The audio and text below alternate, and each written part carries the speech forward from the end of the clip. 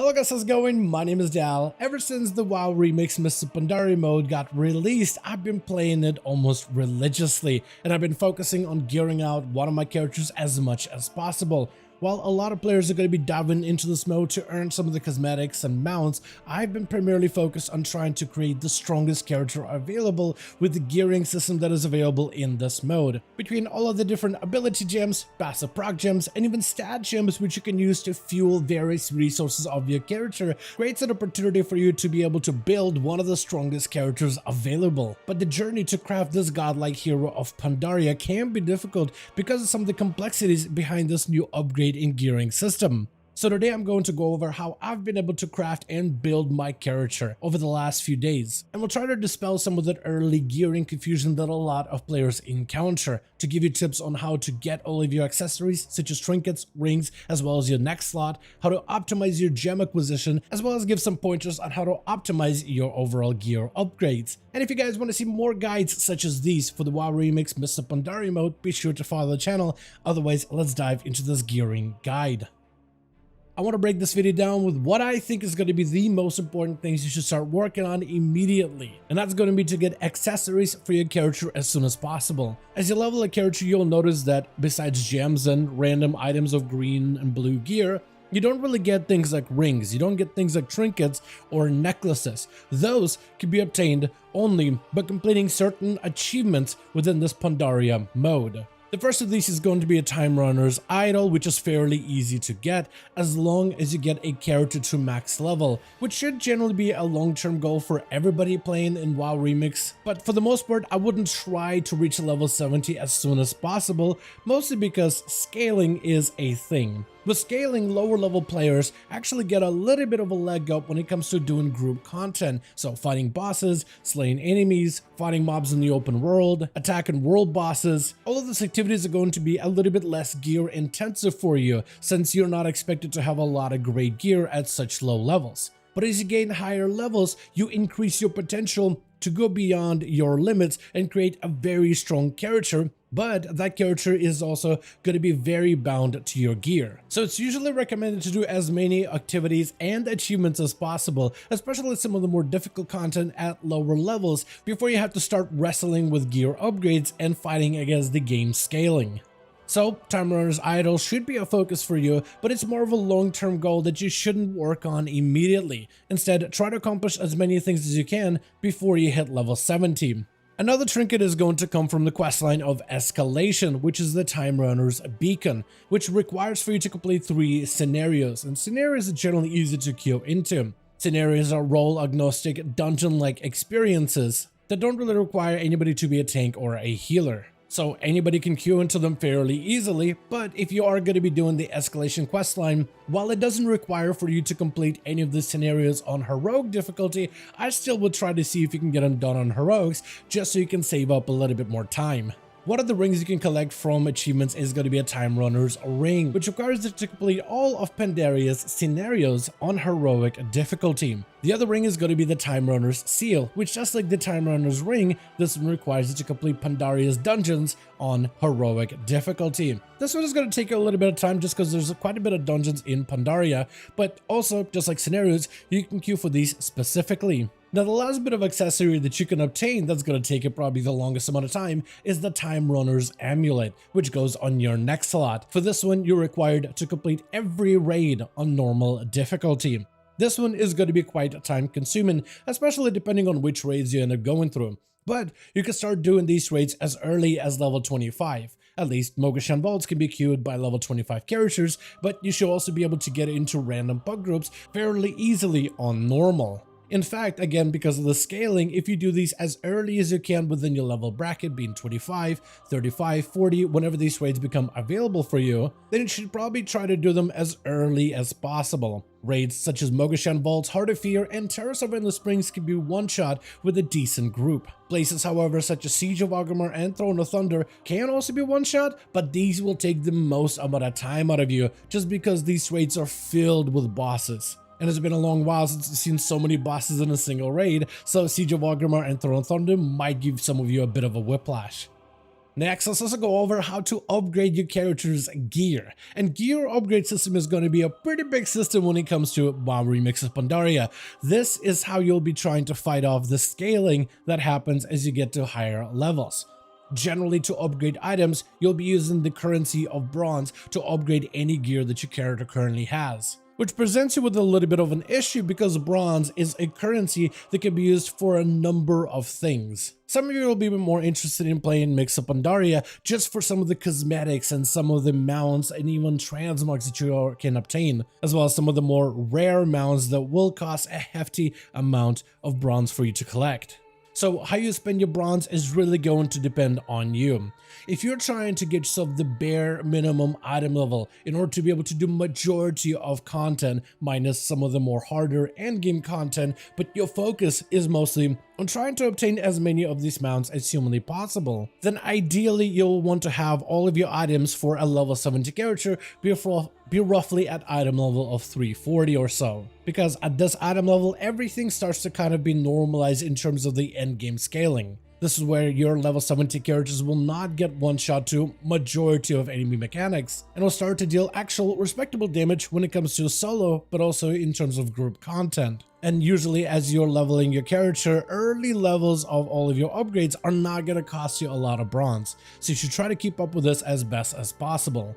However, if you are trying to do some of the end game content of Remix of Pandaria, you will want to invest a good portion of your bronze into upgrading all of your gear whenever possible, which means we'll want to find a couple of ways to start farming bronze effectively. Now, when it comes to actually earning bronze to upgrade all of your gear, there's a couple of different ways to obtain bronze as of today. Recently on this channel, we did post a video on how to farm bronze in WoW Remix, and technically the video still holds true, even though the frog farming method is not as good when it comes to the overall progression, but the amount of bronze you can get from frogs on the Timeless Isle is still decent. So if you want to check out that video, as majority of the stuff I mentioned there still functions today. The players did discover another method of farming that doesn't take you all the way to the Timeless Isle and instead can be done much earlier in the Valley of Four Winds, and that's going to be in the Hosen village of Kunzen, where you can farm goats or packs of goats that hyper spawn fairly regularly, which allows you to obtain roughly 5,000 bronze an hour if you end up farming them efficiently, especially if you have a group that's farming a couple of different spots in a row.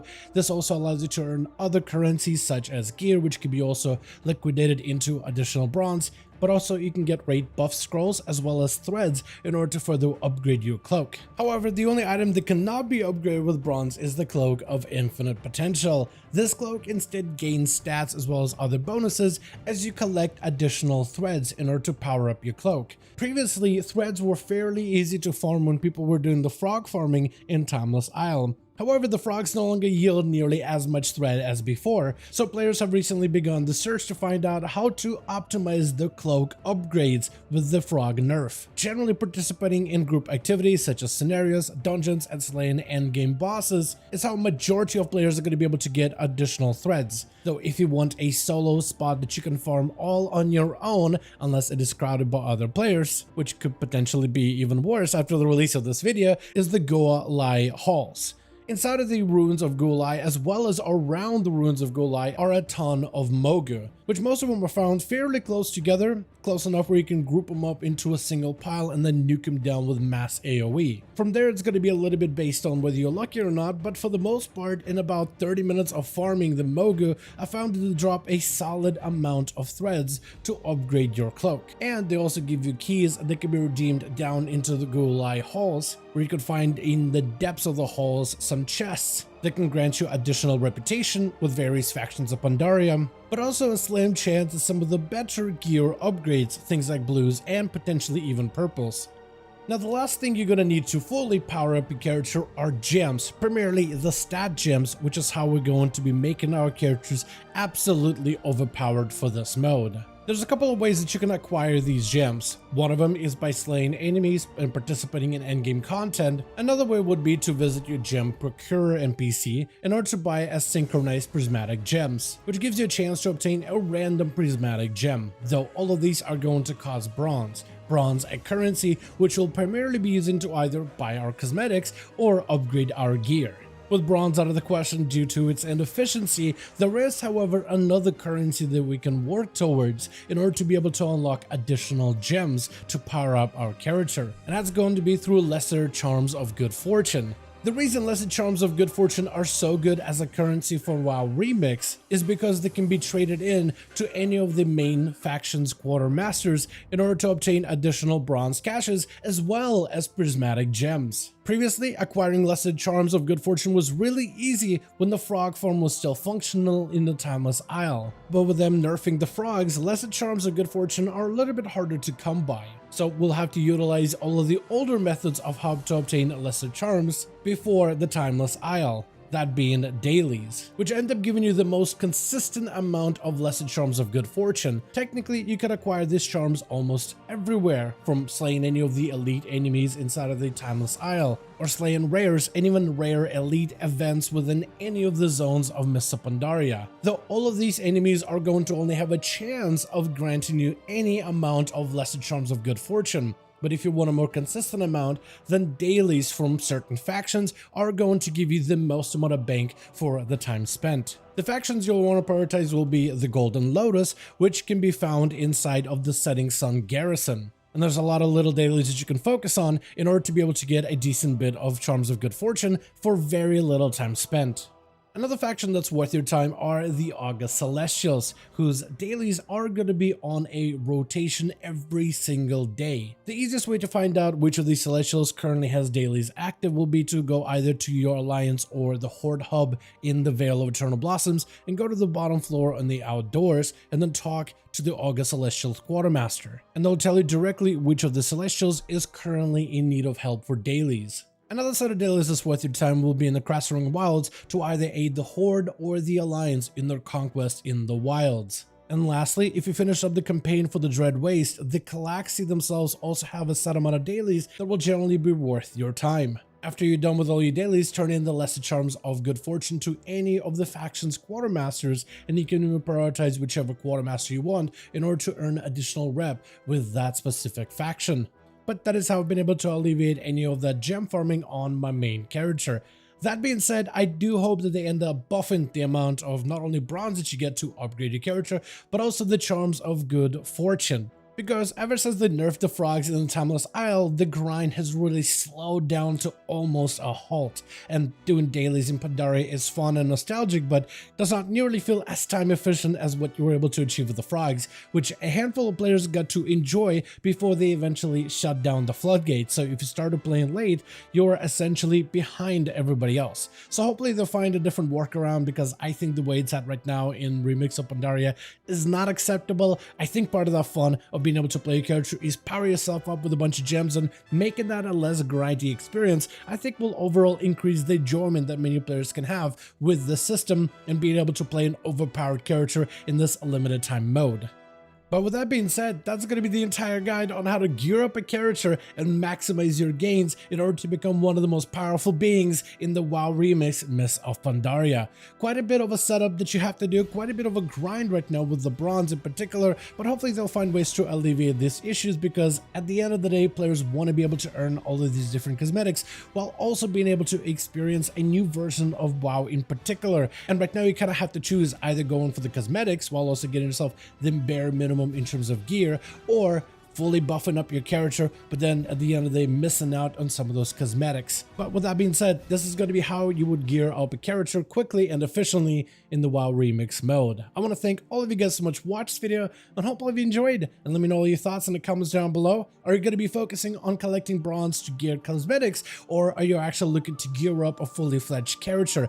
And what other additions do you hope that Blizzard makes to this mode in order to make the gearing process just a little bit easier? Would you like to see a buff to bronze, or maybe to lesser charms of good fortune, or more ways for you to be able to buy gems outright directly, or maybe bring down the cost of everything? What would you want to see over the next few weeks? Let me know all that in the comments. As per usual, if you guys enjoyed this video or found it informative, go ahead and give it a thumbs up. I would very much appreciate it. And as always, in the description of every single video and live stream, we have a link to our Discord community channel, probably the best place to reach out to me directly in case you want to let me know what you thought about this video, or hang out with the rest of the community to discuss some of the upcoming changes. join our Discord to become part of the community. But otherwise, thank you all so much for watching this video. I do hope you guys enjoyed. Let me know all of your thoughts down below, and as always, I'll see all of you guys in another video.